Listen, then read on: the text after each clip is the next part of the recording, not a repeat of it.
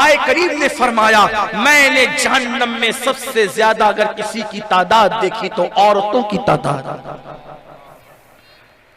ए औरतों, कसरत से सदका दो कि मैंने जहन्नम में सबसे ज्यादा औरतों को देखा।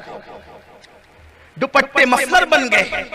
अभी सैयदा तैयबा ताहिरा खातून जन्नत मलका फिरदौस बरी सैयदा फातिमा का जिक्र हो रहा था।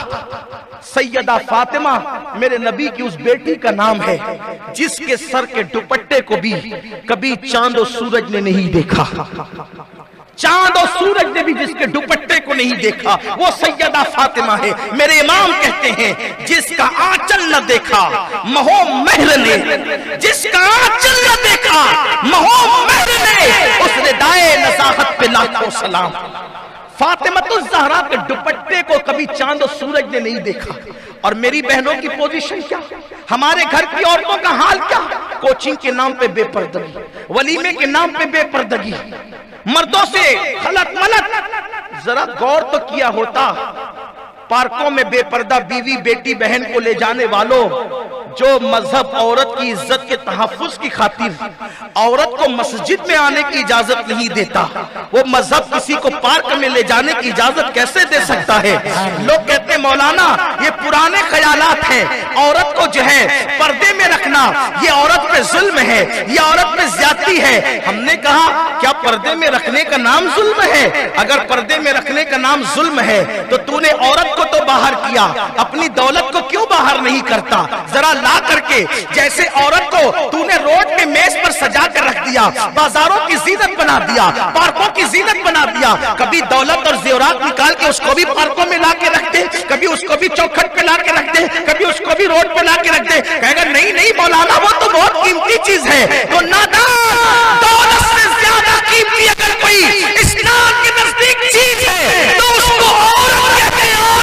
अगर औरत बच्ची की शक्ल में पैदा हो तो माँ बाप के लिए जन्नत है, नेक औरत की शक्ल में हो तो शौहर के लिए जन्नत है, और जब माँ बन जाती है तो जन्नत उसके कदमों में सिमट कर आ जाती है।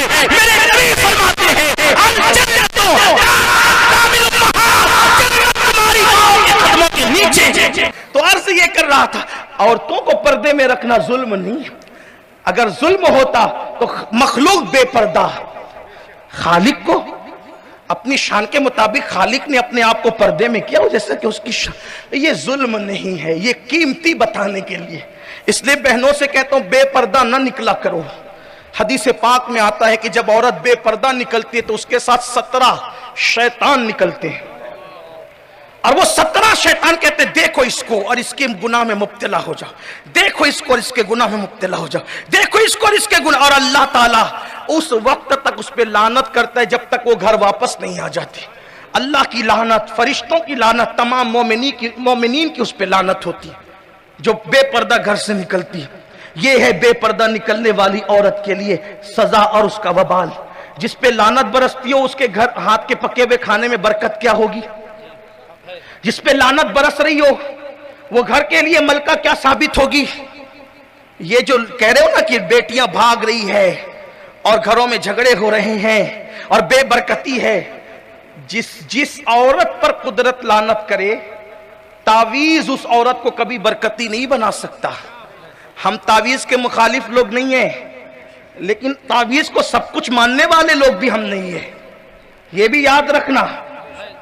तावीज की जगह काम करता है, तावीज की जगह काम करता है, दुआ की जगह काम करती है, मेहनत की जगह काम कर। हर एक का काम करने का दायरेकार अलग अलग है। मिसाल के तौर पर किसी ने शक्कर डाली चाय में, चाय लजीज हो गई तो कहा यार क्या तारीफ मिली थी चाय में शक्कर डालने पे, अब सालन में भी शक्कर डाला करेंगे तो सालन बनेगा कि बिगड़ेगा? शक्कर का काम चाय की हद तक है, शरबत की हद तक है, सालन के लिए उसका काम नहीं है, वहां कुछ और काम करना है। इसलिए याद रखो बेबरकती हो जाती है औरत। और याद रखना जिस घर के मर्द अपनी घर की औरत को पर्दे की तलकीन न करे, उसे बेपर्दा घूमने दे, उसे बेपर्दगी करने दे।